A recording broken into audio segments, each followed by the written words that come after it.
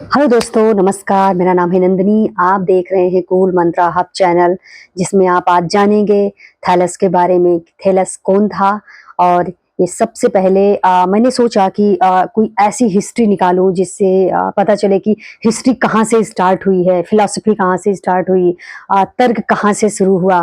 तो कल मेरे अंदर ये जिज्ञासा थी कि मैं फिलॉसफी, तर्क और जो फिलॉसफी का जो दर्शन पर्सपेक्टिव है वो कहाँ से निकलता है। तो मैंने क्योंकि लास्ट टाइम मैंने बनाया था वीडियो नित्से के बारे में। फिर मुझे जिज्ञासा हुई कि और थोड़ा एक्सप्लोर करते हैं और कुछ अच्छी जानकारी लेकर आते हैं।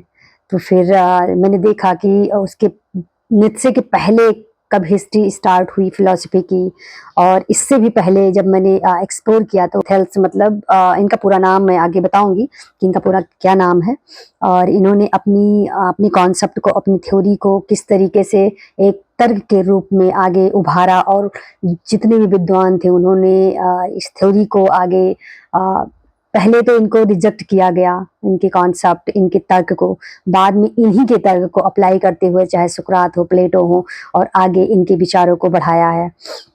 तो आइए जानते हैं कि थैलस ऑफ माइलेट्स, इनका पूरा नाम है थैलस ऑफ माइलेट्स। तो क्या है ये? तो थैलस जो थे वो एक यूनान मतलब ग्रीक के थे। और ये इनका क्या नाम था, केवल ये दार्शनिक नहीं थे, ना केवल ये दार्शनिक बल्कि ये गणितज्ञ भी थे, मतलब मैथमेटिशियन भी थे। ये क्या थे? खगोल शास्त्र के रूप में भी जाना जाता है। और ये साइंटिस्ट भी थे, मतलब वैज्ञानिक भी थे। अब ये इनके चार ऐसे पर्सपेक्टिव को लेकर चलते हैं। पहले तो ये फिलोसोफर तो थे ही, उसके बाद ये मैथमेटिशियन भी रहे हैं, और खगोल शास्त्र, एस्ट्रोनॉमी जिसको बोलते हैं, उसके बाद ये साइंटिस्ट भी रह चुके हैं। तो जाहिर सी बात है कि पर्सपेक्टिव जब एक ना हो के और कई पर्सपेक्टिव हो तो फिर विचार का उपज तो जाहिर सी बात है यूनिक तो होगा ही। तो ये मतलब सात, इसमें इनको कहा जाता है ना, सेवन सेज ऑफ ग्रीस के नाम से भी मतलब इनको माना गया है या जाना जाता है। तो इनका उद्देश्य क्या था? ये मिथ को प्रायोरिटाइज नहीं करते थे। ये मिथ को ना, ये तर्क पे ज्यादा ध्यान देते थे। और तर्क की शुरुआत इन्हीं के विचारों से उपज के, और आगे तर्क को बढ़ाया गया है, फिलॉसफी को बढ़ाया गया है। तो क्या है, ये कहते हैं कि इनका एक मतलब धर्म या कथाओं से हटकर तर्क पर ध्यान देना चाहिए, क्योंकि जब तर्क जहां होगा और अनुभव जहां होगा, वहां पर समझ अपने आप ही हो जाएगी। तो तर्क और अनुभव दोनों को बहुत ही इंपॉर्टेंस माना है। और ये धर्म को कहते हैं मिथिक है। वहां क्या होगा? वहां पे कहीं ना कहीं ज्ञान का अधूरापन तो होगा ही। इनकी थ्योरी क्या है? ये जल के बारे में थ्योरी है, थ्योरी वाटर ऑफ थ्योरी इन्होंने दिया था कि जो कुछ भी है से आरंभ होता है और जल पर ही खत्म हो जाता है। ये जल को बहुत ज्यादा इंपॉर्टेंस देते हैं, और यहीं से आगे चल के जल का आज भी वो यूनिवर्सल अप्रूव है कि एवरीथिंग इज वाटर। मतलब कुछ भी हो, हम खाना खाएं, पानी पिए, चले बैठे उठे, गर्मी सर्दी, मतलब हमें पानी की आवश्यकता तो है। और कहते भी हैं कि प्रूव भी इन्होंने किया है कि 70% जो जल होता है वो इंसानों के बॉडी में होता है। तो यहीं से ये थ्योरी और यहीं से ये इनके विचार जब निकल के आए, तो फिर आगे विद्वानों ने इस पे जब काम किया तो पता चला कि ये मतलब पहले इनको रिजेक्ट किया गया कि नहीं नहीं, ऐसा नहीं हो सकता कि सारी चीजें मतलब जल से ही निकल के आई है या जल ही है। लेकिन जब जब इन्होंने और अलग अलग विद्वान ने इनकी मतलब फिर ये चीजें बाद में अप्रूव्ड हुई कि हाँ, जल सबसे एक इम्पॉर्टेंट अहम हिस्सा है जीवन। जल ही सबका मूल तत्व माना जाता है। तो सबसे मूल तत्व इन्होंने जल को इम्पोर्टेंस दिया है। और कहते हैं ये कि वह मूल तत्व जिसमें संपूर्ण सृष्टि की उत्पत्ति हुई है। मतलब इनका कहने का मतलब है, अगर सृष्टि चल रही है ना, तो केवल जल है जो कुछ भी खाने पीने, रहने उठने बैठने में सभी जगह जल, जल का तो इम्पोर्टेंस है, इम्पोर्टेंस दिया है। तो कहते हैं कि everything is the full of gods, but water is the fundamental principle of all things. मतलब हर चीज में कुछ, का मूल जल ही है।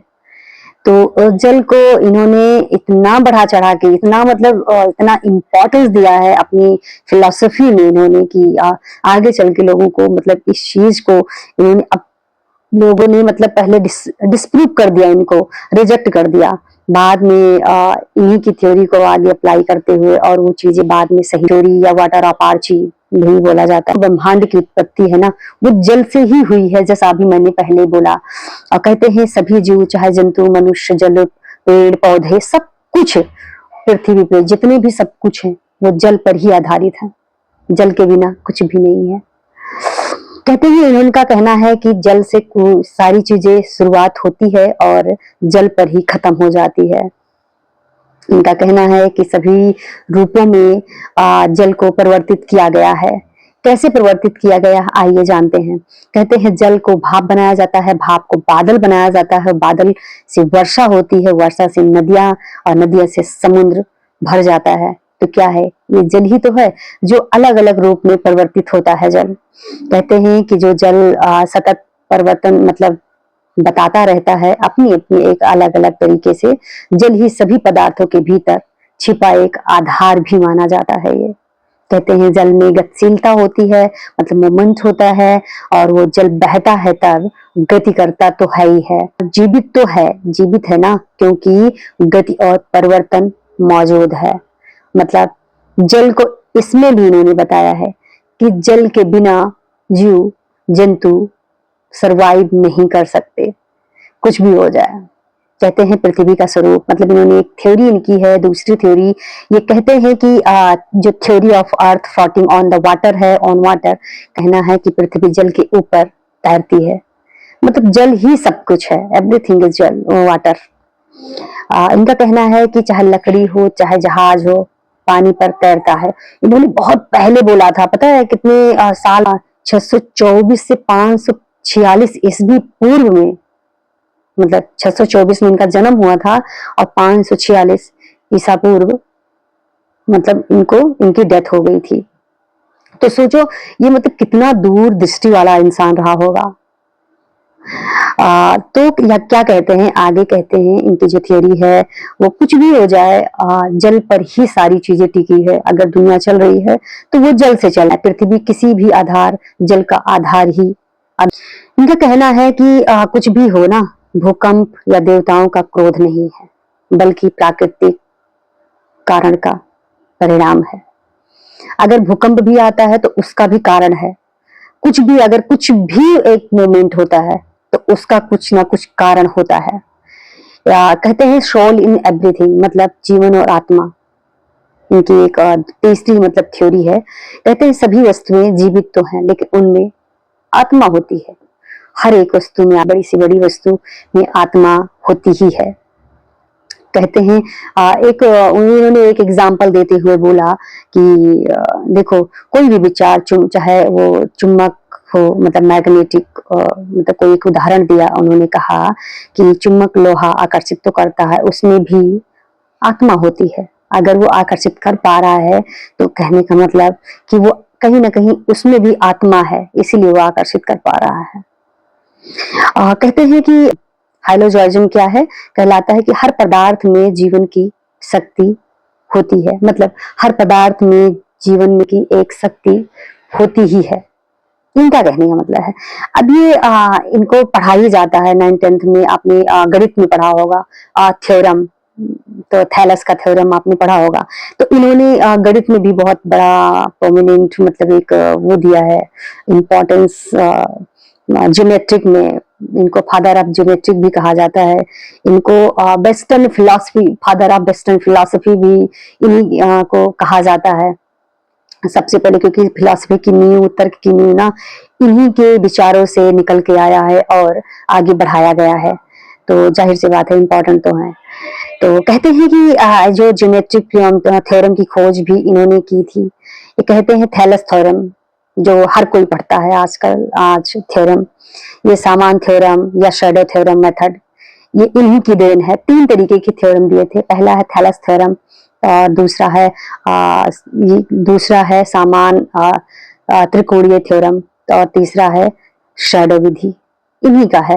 हालांकि ये मैथ्स है, मैं ये मतलब पूरा नहीं बता सकते, बट इतना मैं जरूर कहूंगी कि इन्होंने 3 तरीके की थ्योरम जो गणित में दिया था, जो आज भी इम्पोर्टेंस मतलब उसमें दिया जाता है।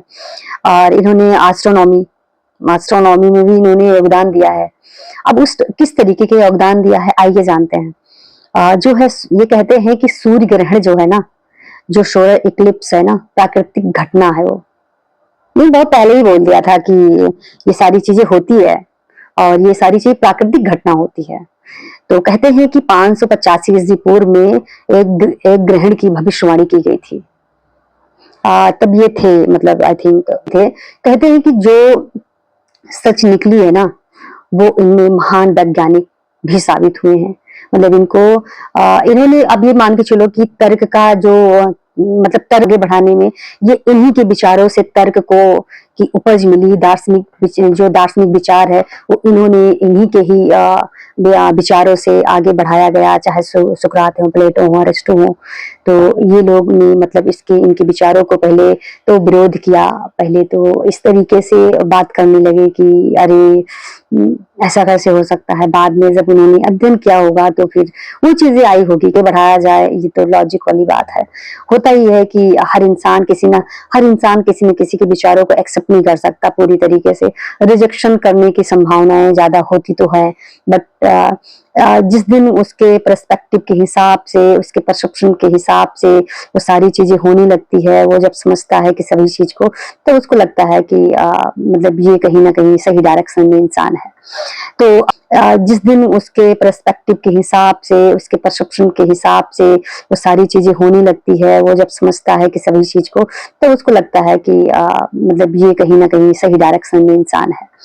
तो नेचुरलिज्म भी को भी ये सपोर्ट करते हैं। कहते हैं कि नेचुरलिज्म जो है वो हर चीज का एक प्राकृतिक कारण मतलब के अंदर ही छुपा होता है। मतलब प्राकृतिक के अंदर छुपा होता है, मतलब होता ही है ईश्वर के, मतलब ईश्वर के बाहर नहीं है कुछ ऐसा। कुछ भी जो होता है ना, वो नेचर करा रहा होता है। हालांकि मैंने इनको पढ़ा नहीं था, फिर भी मैं नेचर पे विश्वास ज्यादा करती हूँ बजाय किसी और चीज पे। तो मुझे लगता है कि नेचर इज एवरीथिंग। नेचर है तभी तो कुछ न कुछ ये जो एक्टिविटीज करा रहा है ना, वो नेचर के द्वारा ही किया जा रहा है। जो भी हम लोग कर रहे हैं वो नेचर ही है। और तो नेचुरलिज्म को सपोर्ट करते हुए लोग कहते हैं कि जो भी वैज्ञानिक मतलब साइंटिफिक को जन्म दिया है, जिसने मतलब ना साइंटिफिक थिंकिंग जो है, यही थैलम्स के आइडियोलॉजी से निकलती है। ये कहते हैं कि मतलब कुछ भी ना या मानने से इनकार मतलब किया इन्होंने कर दिया होगा, बट ये कहते हैं ना कि बारिश हो, भूकंप हो, बिजली ईश्वर की इच्छा से ही होती है। मतलब जो कुछ भी हो रहा है ना, वो कहीं ना कहीं नेचर करा रहा होता है। मतलब नेचर के अलावा और क्या है, मतलब नेचर ही ईश्वर है और ईश्वर ही करा रहा है सब। तो हम कहते नहीं कि हम अपने करने से एक पत्ता भी नहीं ला सकते। कहीं ना कहीं उसका कुछ भी हम कर रहे हैं तो कहीं ना कहीं वो चीजें करवाई जा रही है, इसलिए हम कर पा रहे हैं। हमारा दिमाग कहीं ना कहीं चलाया जा रहा है नेचर के द्वारा, ईश्वर के द्वारा, तभी हम ये सारी चीजें हम कर पा रहे हैं।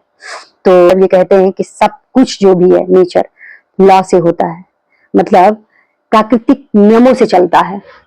मतलब उनके कहने का मतलब है जो भी है ये नेचुरलिज्म और ऑब्जर्वेशन थ्योरी को ये बहुत ज्यादा सपोर्ट करते हैं, कहते हैं, क्योंकि ये स्टार्टिंग से ही तर्क पर ज्यादा ध्यान दिए हैं और इनके लिए तर्क इम्पोर्टेंट है। ये धर्म को ना मतलब बहुत ज्यादा प्रायोरिटाइज ना करते हुए, मिथिक को ज्यादा प्रायोरिटाइज ना करते हुए तर्क पे है। ये कहते हैं कि ना कि थैलेस ने कहा कि तर्क जो है ना, तर्क अनुभव को ज्ञान का आधार माना गया है। जैसे नित्शे ने बोला था कि तर्क ही मतलब तर्क से ही ज्ञान की उत्पत्ति होती या ज्ञान प्राप्त किया जा, सही ज्ञान प्राप्त करना तर्क से ही निकलता है, सही ज्ञान। तो कहते हैं सत्य को केवल विश्वास मतलब फेथ से नहीं बल्कि एविडेंस से देखिए, एविडेंस से परखिए। सत्य तो आप कुछ भी विश्वास कर लेंगे, जरूरी थोड़ी ना है कि वो आप विश्वास कर रहे हैं तो वो चीजें सही ही मानी जाए। विश्वास बहुत अलग चीज है और एविडेंस बहुत अलग चीज है। तो आप कभी भी विश्वास पे मत जाइए, एविडेंस पे जाइए। एविडेंस